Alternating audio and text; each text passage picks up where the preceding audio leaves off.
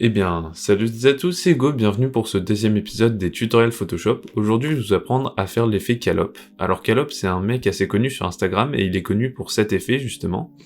Donc si vous connaissez pas, eh ben allez vous abonner. Donc du coup, on va partir de cette photo pour arriver à cette photo. Alors la première étape, c'est d'importer l'objet qui va être votre source de lumière. En l'occurrence, moi j'importe le logo YouTube.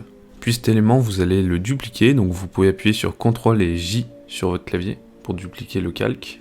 Puis ce calque, vous allez lui changer son mode de fusion à superposition. Après, toujours sur ce calque, il faut aller dans Filtre, Flou et Flou gaussien. En général, ce flou, vous allez lui donner une valeur pas très grande pour le premier pour que ça fasse juste un léger halo de lumière autour de votre élément.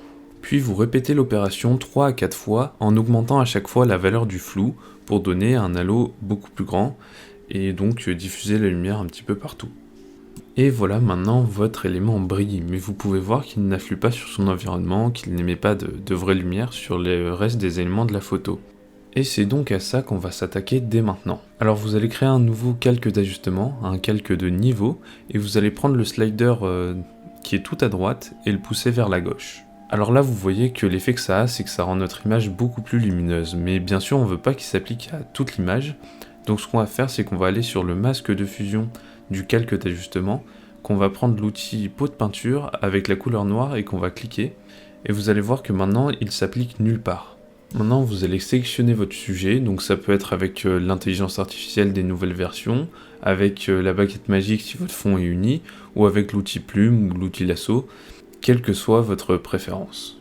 Et donc maintenant vous allez prendre l'outil pinceau avec très peu de dureté et la couleur blanche, et je vous rappelle que vous êtes toujours sur le masque de fusion du calque d'ajustement courbe, et donc là vous allez pouvoir venir peindre avec le pinceau les zones qui sont censées être éclairées par l'élément qui émet de la lumière. Une fois que vous avez fait ça, vous allez pouvoir voir que les zones que vous avez peintes, on dirait qu'elles sont plus éclairées que les autres. Et si vous êtes satisfait avec les zones sélectionnées, vous allez pouvoir appuyer sur CTRL et cliquer sur le masque de fusion. L'effet que ça va avoir, c'est que ça va sélectionner les zones sur lesquelles vous avez peintes.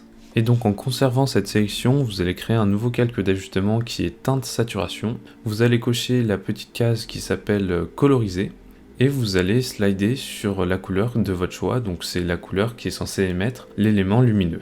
Vous voyez que dans mon cas, la colorisation elle ne marche pas sur mon t-shirt puisqu'il est blanc. Alors ce que j'ai fait, c'est que j'ai créé un nouveau calque et avec le pinceau, j'ai pris la couleur de mon élément lumineux et j'ai peint un petit peu dessus, donc avec la même sélection que mes calques d'ajustement. Et ensuite, je joue avec l'opacité pour que ça matche les couleurs du reste. Et à ce moment-là, moi j'aime bien rajouter un petit détail auquel on pense pas souvent.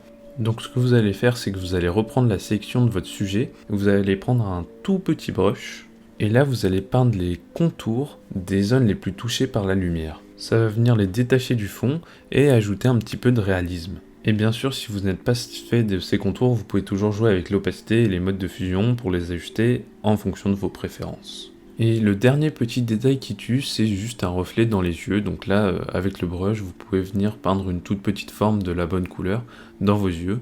C'est pas quelque chose que tout le monde va remarquer, mais ça rajoute une toute petite couche de réalisme. Bien sûr, après tout ça, vous pouvez toujours rééclairer votre scène. Si vous voulez que ça ait plus un rendu nuit, vous pouvez mettre un filtre photo bleu. Et vous pouvez aussi appliquer des filtres caméra raw, mais ça, c'est en fonction de vos préférences. Et c'est surtout pour votre rendu final. Et voilà, c'est tout pour la vidéo, j'espère que ça vous aura plu et surtout que ça vous aidera à reproduire cet effet sur vos propres photos. Si vous avez des questions, comme d'habitude, vous pouvez me les poser en commentaire, je vous répondrai. Sur ce, n'hésitez pas à vous abonner, à lâcher un pouce bleu et à me donner votre avis dans les commentaires, et puis on se retrouve bientôt pour de nouvelles vidéos. Salut!